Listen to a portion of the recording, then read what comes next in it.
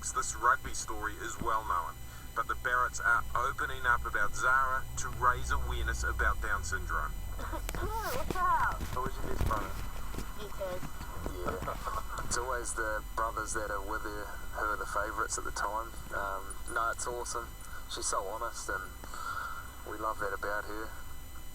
Down syndrome is a genetic condition that happens to one baby in every 1,000 born in New Zealand, and it is never anybody's fault.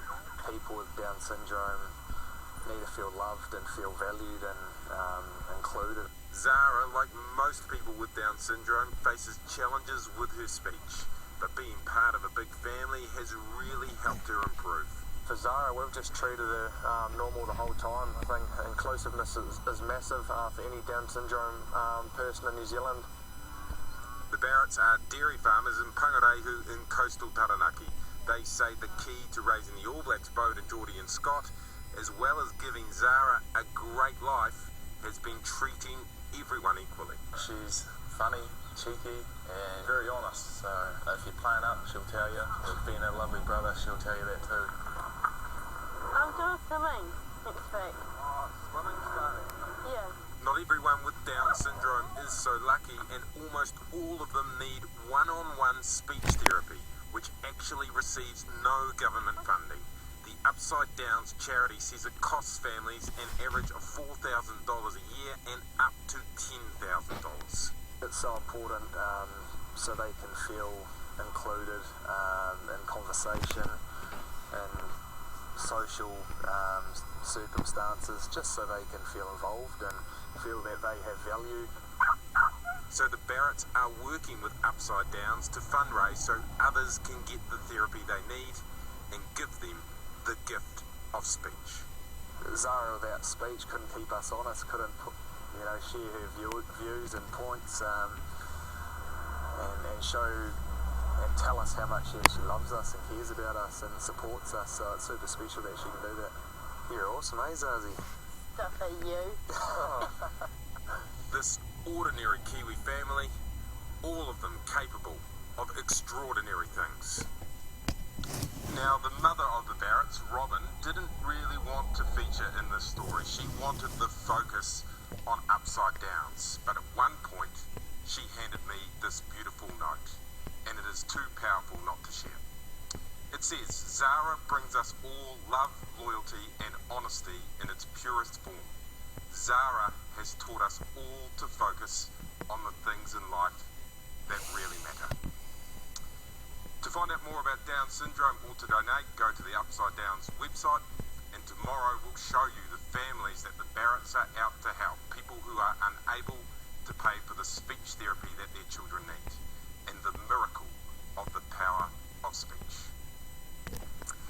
The train conductor hailed a hero after pulling the emergency stop brake on a train bound for Upper Hutt. But what was the emergency? An unremarkable grave that held a remarkable secret dating back more than a century. Auckland mayoral candidate John Tamahedi's new promise: see a homeless person, call 0800 Jacinda. And what caused an Australian tourist to launch a fly kick attack on a complete stranger? In the history of the block, maybe 3 genuine perfect scores have been achieved. Tonight, oh my, one room reveal reaches perfection. A perfect 20. The Block NZ Firehouse, tonight at 7 on 3. As an astrophysicist, I get to basically research and try and find another planet for future generations to live on. Hey? I'm really proud of what I've achieved in my career so far, but at the end of the day, you can't have a couple with a PhD. I can't believe you're smart. That's so exciting. I'm here to find the love of my life. I want the forever thing. I really hope the stars align and I meet the girl of my dreams. Magnum Tubs brings you The Bachelor Australia, starting Tuesday, 8:30 over on Bravo. Some live for moments, but others live for the in-between. The twos and froms. It's where we find freedom. The thrill. Possibilities. We don't wait for the moments. We just enjoy the drive. The Mazda CX range. Now with no deposit, interest-free finance. The Godfrey Hirst and Valtex nationwide sale is now on, with unbelievable Celtic's website to find the store closest to you. And it's mostly made Right here in New Zealand. Observe. New Listerine Go Tabs. It's a tab that turns into liquid as you chew. Then you swish, swallow, and that is whole mouth fresh for up to 3 hours. Get whole mouth fresh with new Listerine Go Tabs. Only Mitsubishi Electric Black Diamond Series heat pumps feature advanced plasma quad filtration, cleaning air with up to 99% effectiveness, so you can breathe easy. It's our best heat pump ever.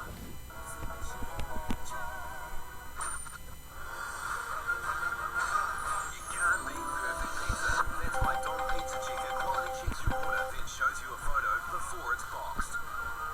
Test us with any large food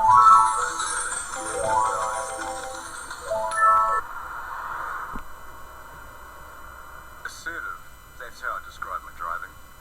On the open road, you're aiming for about 10 to 15 above the road sign. No, passengers don't get to call the shots. I'm the one driving, so I choose the speed.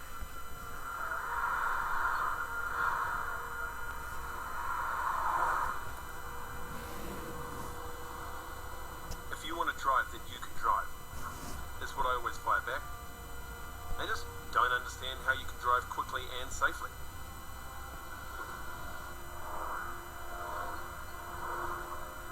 If anyone tells me to slow down, I give them the same response every time. My car, my rules.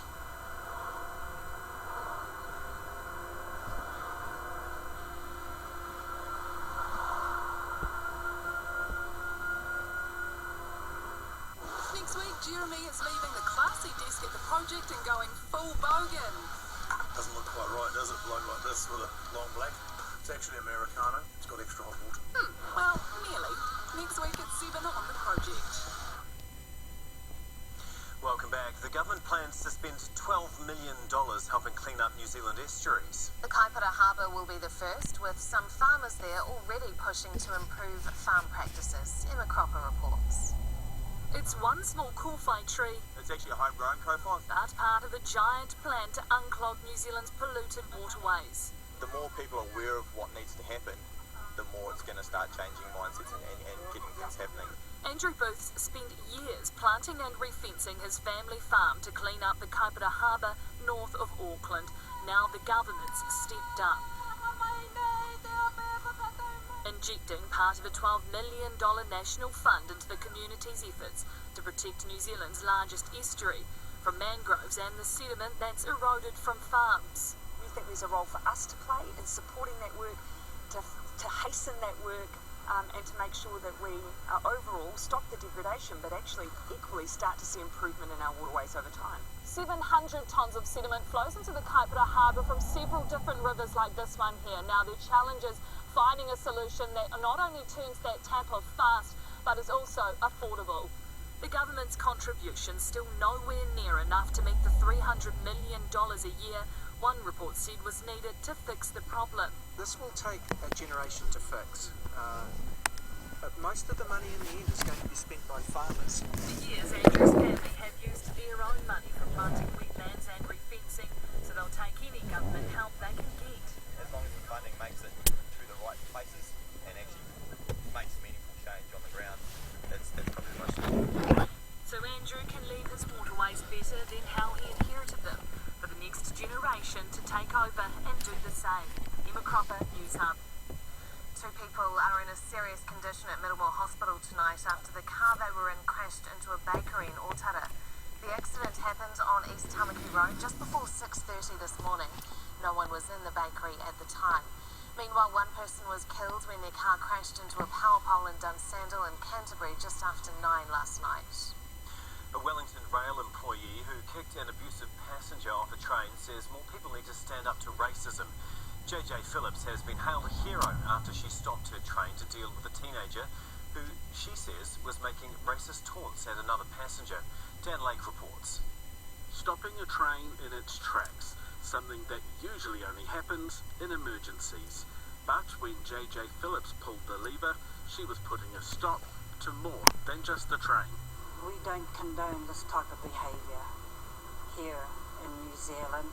Phillips was working on an Upper Hutt bound train earlier this week when a teenager started yelling abuse at a man who was having conversations in Hindi.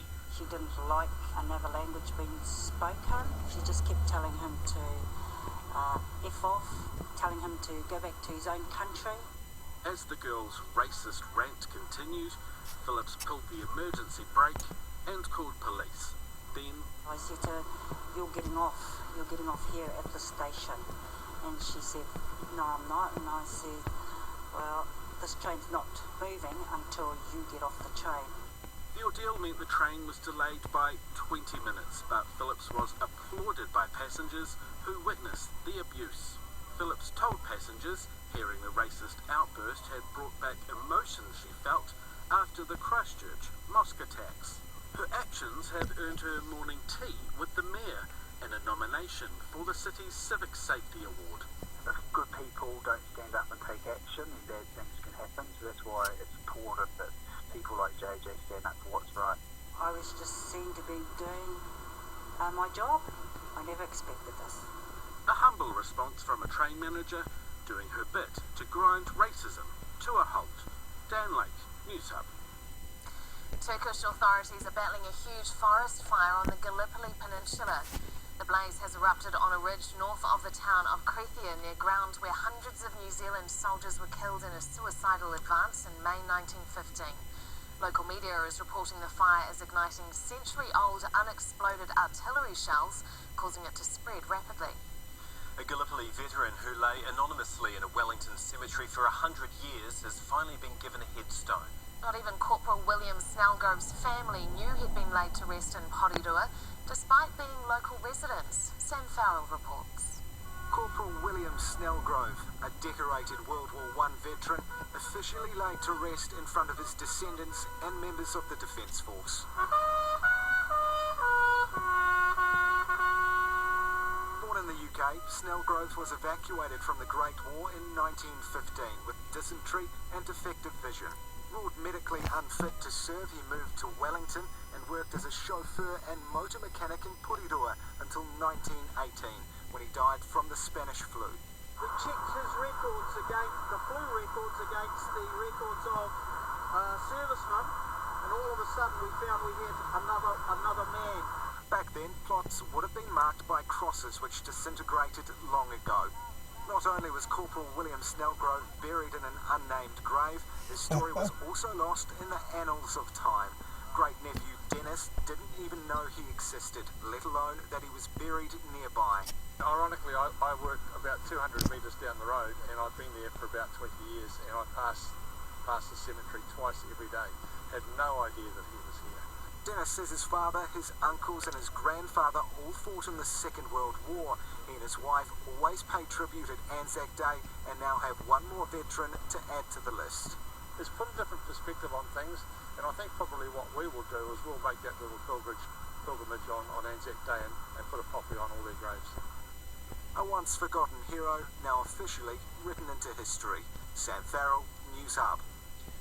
Auckland mayoral candidate John Tamaheri promises a new hotline to Dobbin beggars and help the homeless, while he's asking people to dial 0800 Jacinda. More than 1 million people are forced from their homes as a typhoon turns deadly in China. And coming up in Supersport Sunday, where did the All Blacks get it wrong? The major concern facing Steve Hansen after that record loss to the Wallabies in Perth. Plus, the Premier League is back and already full of drama as fans go crazy over the controversial VAR system. Up next, 3 spaces are revealed and one team scores a perfect 10 on the Block NZ Firehouse. Then Jeff Goldblum stars in Independence Day Resurgence. And missed your favourite show? Catch up on 3 now. It's all good on 3. And next over on 3 Life, the extraordinary story of an endangered species and its leap back from the brink of extinction in Leap of the Lynx. Whatever you love about life, there's something for you over on 3 Life, Freeview Channel 11 and Sky Channel 29. Everyone feels like chicken tonight, but what flavour? Cheese, honey mustard. Bacon makes everything better. And I ate it all up into my tummy. I feel like chicken tonight, like chicken tonight.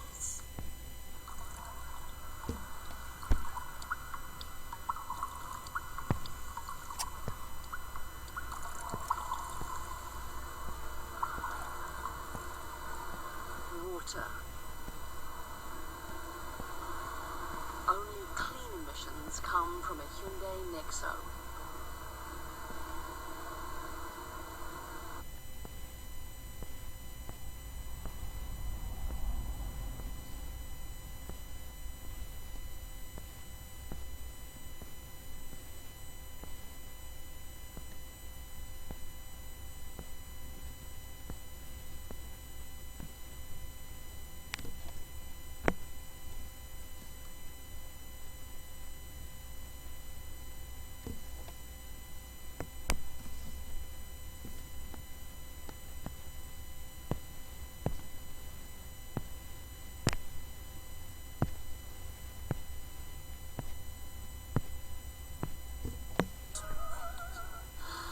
If you're looking for a vehicle that costs only $400 a year to run,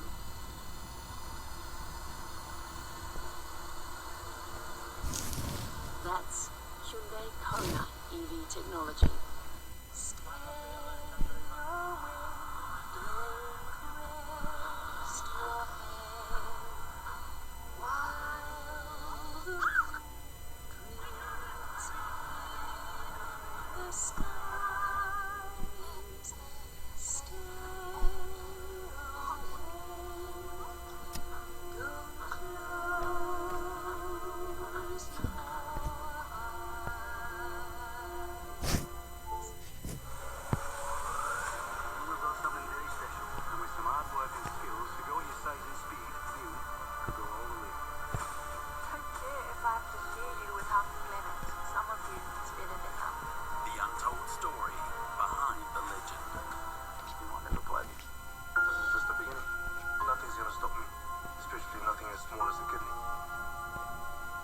Jonah Part 1, next Sunday, 8:30, after the Block NZ on 3.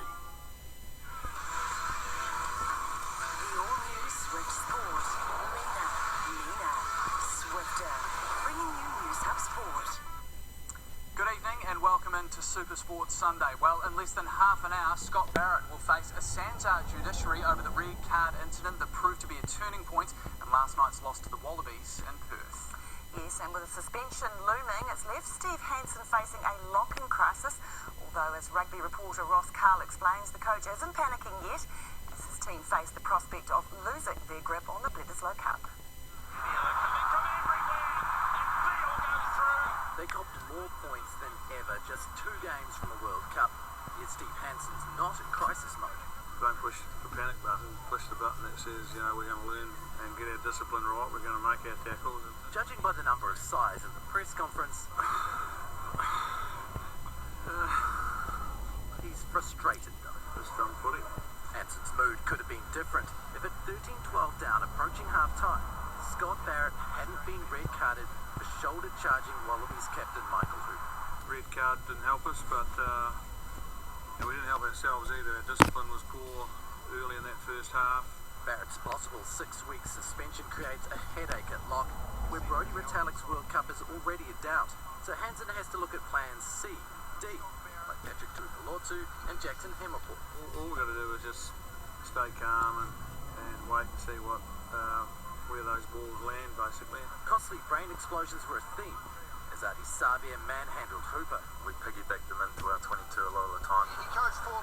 The clinical Wallabies piled on 34 points after Savia and Barrett's ill-discipline.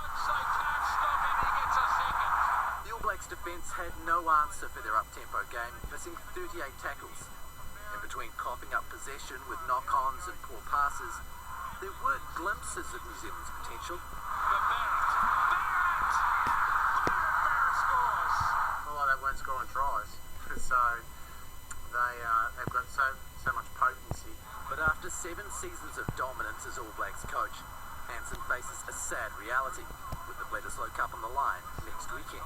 We'll go to Auckland and we'll just start again. Ross, obviously a number of headaches for Steve Hansen, and now we understand he has another. What can you tell us? That's right, Jack Goodhue is out of the next Bledisloe Cup test in Auckland next weekend. He's got a high hamstring strain which he suffered against the Wallabies last night. He went off relatively early in the first half and was replaced by Nani Lamape. Now, the thing about this is it means they will take their 4th midfield combination in 4 tests into the test in Auckland.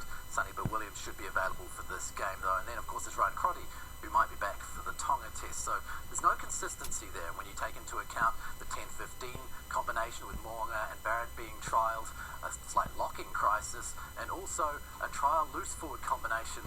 There's not a lot of consistency heading into the World Cup, Andrew. Ross, thank you. Well, defeat for the All Blacks handed the Rugby Championship title to South Africa, who finished the competition undefeated after notching a big win over Argentina this morning. First five, Andre Pollard scored 2 tries in a 31-point haul as the Springboks marched to a 46-13 victory. Pick up from front stage, it's magical. Over the top pass, Tristan Colby is over. It's the first time South Africa's claimed the Southern Hemisphere crown since 2009. Well, it wasn't all doom and gloom for New Zealand rugby teams in Perth last night, with the Black Ferns proving far too good for the Wallaroos. The world champs asserted their dominance from the start and led 22-0 at half-time. They ultimately ran in 8 tries in a 47-10 victory, extending their unbeaten run over the Wallaroos to 18 matches. Forehand to ball out wide for Letty Egg, and now she puts the foot down, gets a bit of a shot from Salika with the answer, I think, and it's just opened up the gap. We wanted to play a fast game, and we knew that there were opportunities out wide, and then with what we've got on the edges as well, pretty exciting players. So I thought the forwards did really well to get good platform ball to set our backs up. The two teams meet again next weekend in Auckland ahead of the Bledisloe Cup decider at Eden Park. To the Mitre 10 Cup now, and Bay of Plenty have put on a clinic against a limp Otago side in the Tier 2 Championship. The Steamers' outside backs had a field day against the Southerners, racking up a cricket score of 50 points to 7. Eventually they do. Pumbley pops the ball out of the hand, skipping down the left wing. He's going to score! What time? Started over. Tompkinson floats the pass and intercepted by Fuatai. And they won't catch him. And he'll get 2 for the day. Last night in the Premiership, Waikato scored a late try to put 9-time champions Canterbury 31-28 in Hamilton. It wouldn't be another round of the NRL without more refereeing controversy, and it came in the Bulldogs' 18-16 win over West Tigers. Bulldogs lock Chris Smith was sin-binned for this hit, perceived to be an off-the-ball tackle by the officials. The Tigers had a chance to take the game to golden point, but missed what looked a simple conversion. He's been out of the game for more than 70 minutes. Borowski hooks it! He misses wide to the left-hand side, and the Bulldogs will hang on and upset the Tigers. And this afternoon, the Raiders couldn't mark Jared Croker's 250th game for the club with a win over the Roosters. Croker scored a record 122nd try for the Green Machine, but the visitors were too good, getting home 22-18 to remain second on the ladder.